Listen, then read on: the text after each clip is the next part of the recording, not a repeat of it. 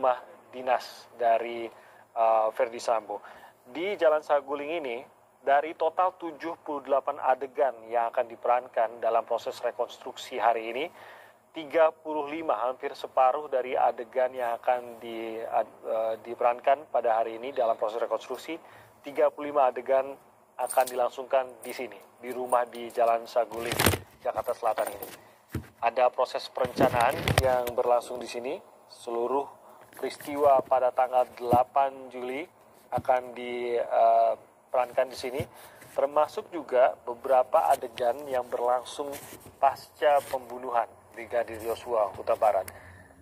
Ada beberapa aksi juga yang dilakukan setelah pembunuhan berlangsung, yang kita ketahui ada dugaan menjanjikan sejumlah uang kepada pihak-pihak yang ikut serta dalam proses pembunuhan dan lain-lain yang dijanjikan oleh Verdi Sambo untuk mencoba menutupi peristiwa yang terjadi terhadap Brigadir Yosua pasca pembunuhan Brigadir Yosua Huta Barat.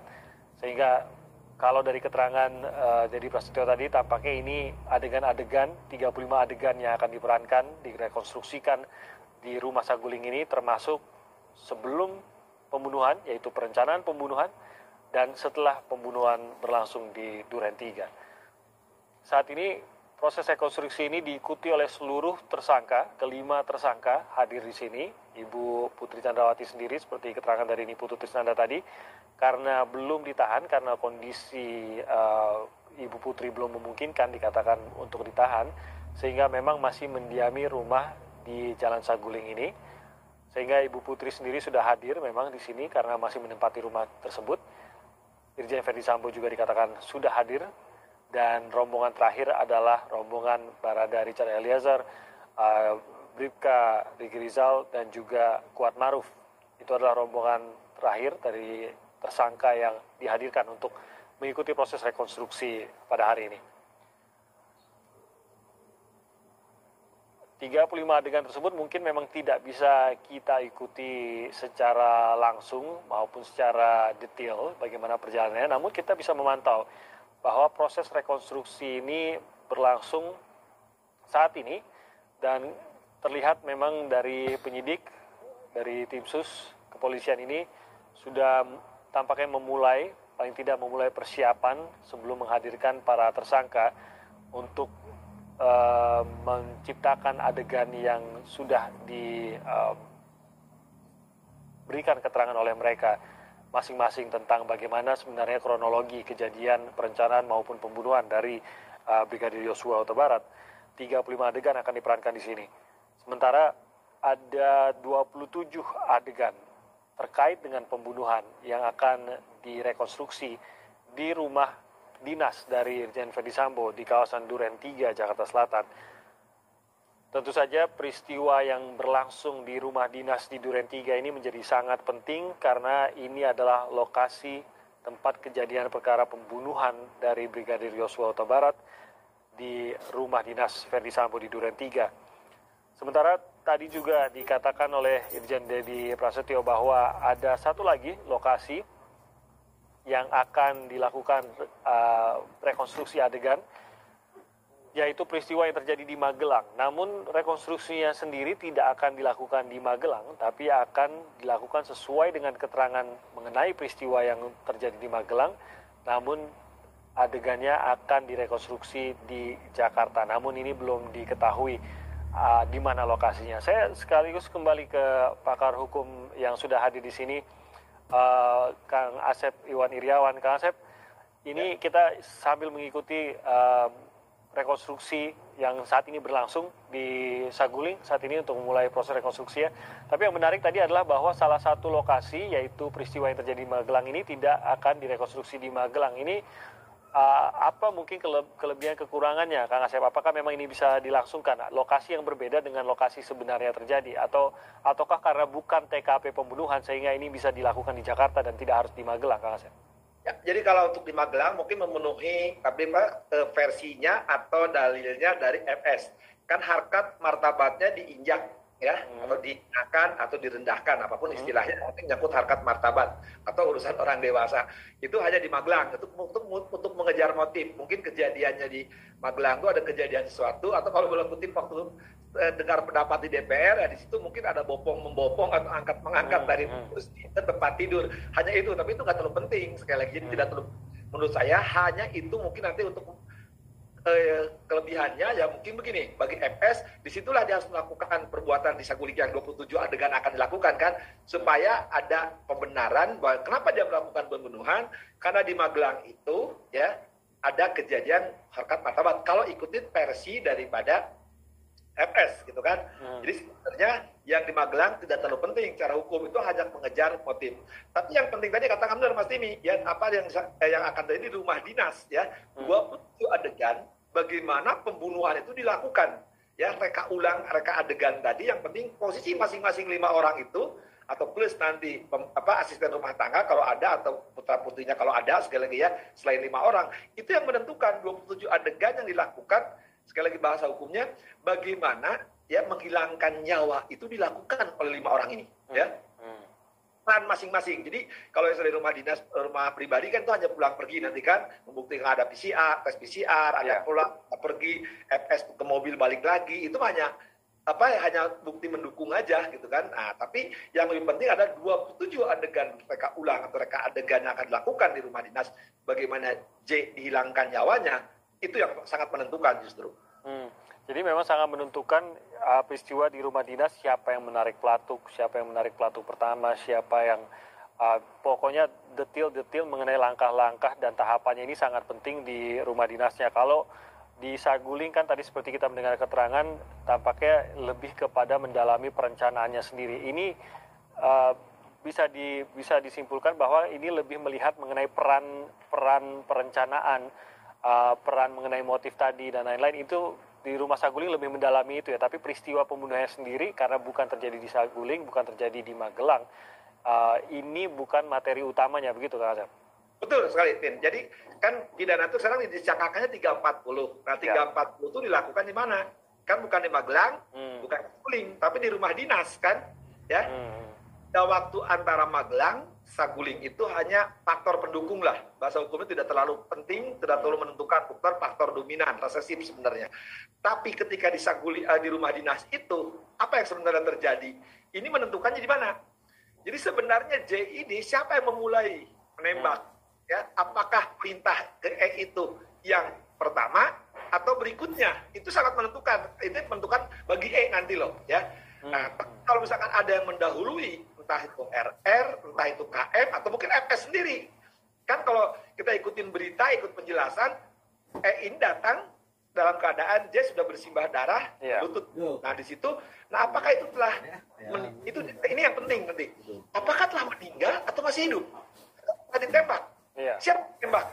Ya, apakah FS, apa RR, atau KM, ya, atau ada pihak lain? Tapi kalau seperti kelima ini kita hanya di 3 ini kan, ya. Nah, peran ini ya justru yang akan menentukan titiknya, karena nanti siapa yang menghilangkan nyawa pertama ini, ya. Nah, ini yang sangat penting sekali, karena nanti karena ini bagi E penting, ya. Dia suruh itu apakah dia yang memulai atau yang melanjutkan gitu kan. Begitu pula yang membantu. Kalau gitu sangka pertama dulu ya, pasal 556. Apakah peran EE di sini? Justru jangan-jangan juga RR yang sudah diperintah duluan oleh FS. Nah, dan kita kan bahkan 27 reka adegan ulang ini sangat menentukan secara hukum nanti. Kalau ini sampai ada ketelingsut, ya sedikit aja fatal, ya. Makanya kita menentukan 27 tadi, ya. Tadi dimulai siapa yang mulai, siapa yang melanjutkan, siapa yang membantu. Nah, bagi E ini, ya, apa dia memulai? Tapi kan kalau identitas pertama sudah ada bersimbah darah di bawah, kan sudah tertelungkup. Apakah itu posisinya sudah, nah tinggal tadi yang Mas Deni katakan, mereka sesuai atau tidak, ya? Apakah mengatakan telah meninggal sehingga E yang melanjutkan, atau masih hidup sehingga E yang melanjutkan. Jadi peran yang 3 orang terutama, ya, RR, KM sama E ini, dari situ yang waktu, ya, sangat menentukan, dan peran mereka apa yang dilakukan adegan mereka masing-masing itu yang akan menentukan tadi hukumnya. Dan PC, nah apakah PC ketika itu dia melihat, ya, apa juga mungkin membantu. Kalau sekarang kan dakwaannya dia membantu juga kan, ya, ikut serta atau apapun. Nah, ini yang karena belum jelas, karena selama ini kan pemeriksaan PC belum nampak ke permukaan kan. Nah, nanti kita lihat di adegan 27 adegan yang akan dilakukan di rumah dinas. Itu yang paling penting mah di 27 kok. Nah, kita tahu bahwa apa yang diupayakan oleh Ferdy Sambo, terutama pada saat pasca kejadian dan baru berlangsung kejadian tersebut, skenario, Kang Asep, ada sebuah skenario yang coba ditanamkan oleh Ferdy Sambo kepada sejumlah tersangka di sini. Ada juga tawaran-tawaran yang kita dengar sudah ditawarkan oleh Ferdy Sambo begitu kejadian ini berlangsung, begitu pembunuhan sudah terjadi, baik itu berupa uang maupun pengamanan SP3 dan lain-lain gitu. Nah, apakah proses rekonstruksi ini yang akan bisa mementahkan skenario yang diciptakan dibandingkan dengan kejadian yang sebenar-benarnya? Mengingat mungkin saja beberapa tersangka ini akan berpegang pada skenario yang sudah diatur. Ya, nah, jadi Mas Demi, jadi yang penting 27 adegan. Nah, setelah 27 adegan itu kan sebenarnya terjadi kan ditembak kan kepada J.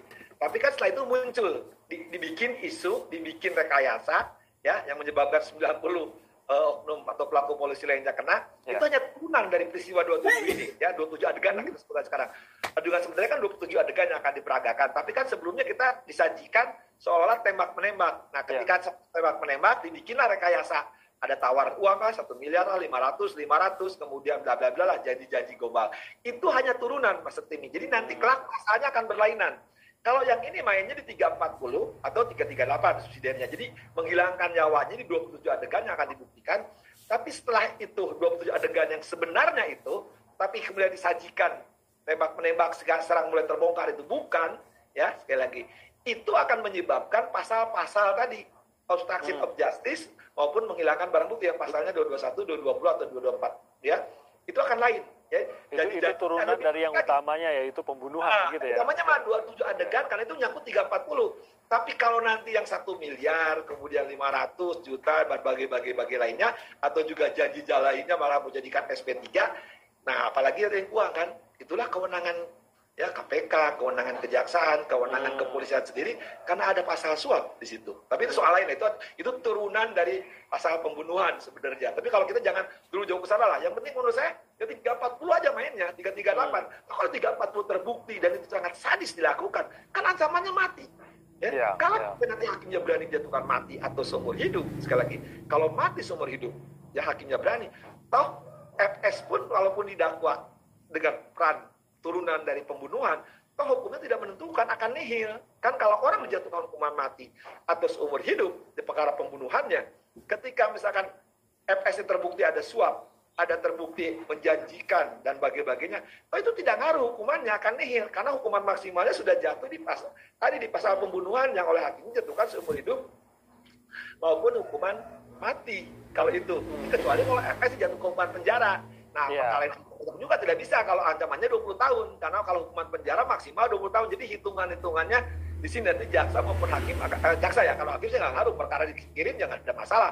Nah, jaksa harus penting juga, harus menguasai matematik. Kalau nggak menguasai matematiknya penghitungan, ya dia babak belur juga nanti.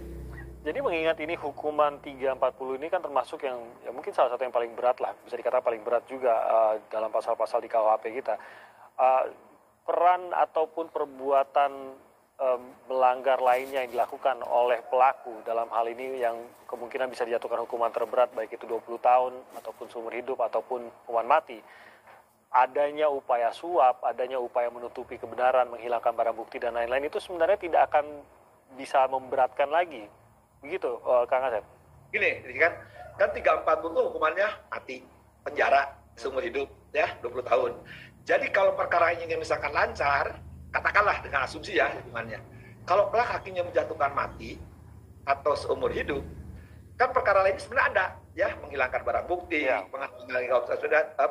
obstruction of justice, kemudian suap. Katakanlah itu jadi parahnya jadi keluar kan, kan itu tidak percuma diproses walaupun itu perkara ada gitu kan. Sudah hukuman yang terberat soalnya begitu ya mau karena hakim sudah menjatuhkan seumur hidup maupun hukuman mati. Jadi kejaksaan belajar kan, mungkin kita pernah mengikuti di perkara yang sebelumnya itu ada kan kejaksaan mengusap perkara yang sangat besar kali kan, korupsi kan, sebelumnya oleh hakim dijatuhkan kan seumur hidup, jaksa masih mengajukan, nah ini dijatuhkan hukuman nihil kan, ya nihilnya nggak ada karena ya percuma ada yang udah dijatuhkan hukuman, nggak bisa hukumannya menjadi apa, akumulasi kan. Nah kalau hukuman sekali lagi, jadi kalau nanti kelak 340-nya, sekali lagi, kalau hakimnya penganut hukuman mati, pasti mati, atau seumur hidup, kan? Itu nggak bisa lagi, perkara apapun juga dimajukan, entah dia melanggar ABCD sampai A sampai Z, ya percuma juga, karena nggak bisa dijatuhkan hukuman, karena sudah dihukum maksimal, yaitu seumur hidup maupun mati. Jadi tidak menentukan, terutama bagi FS ya, tidak menentukan. Tapi bagi yang lain, misalkan hukumannya cuma 5 tahun, 7 tahun, nah barulah muncul, boleh dimunculkan, supaya nanti hukumannya bisa sampai 20 tahun kan. Nah, supaya kalau jaksanya pengen, supaya diberatin. Tapi ternyata yang membantu turut serta, hukumannya ringan-ringan, di bawah 20 tahun.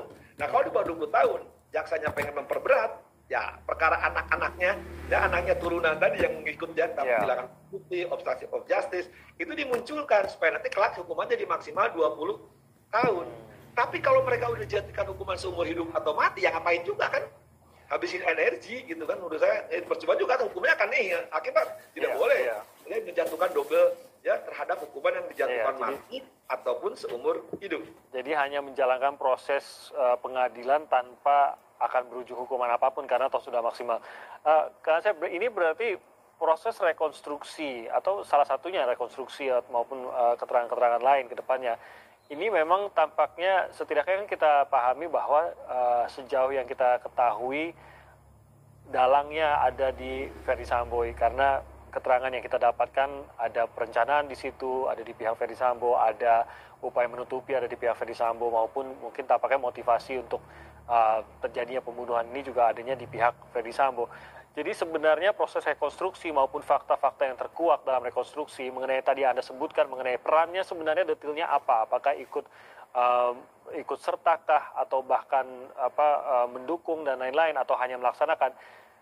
Rekonstruksi seperti ini sebenarnya yang paling berkepentingan adalah tersangka-tersangka lainnya kalau begitu ya, Kang Asep. Mengingat ini adalah ruang kalau memang mereka mau menggambarkan bahwa peran mereka sangat minim dibandingkan dengan dugaan bahwa keterlibatan, berarti keterlibatannya termasuk merencanakan dan lain-lain, begitu Kang Asep. Tapi bagi Ferdy Sambo sendiri tidak akan berpengaruh banyak mengingat sejauh yang dipahami pusat dari pelaku pembunuhan ini adalah atau otaknya adalah Ferdy Sambo, begitu Kang Asep.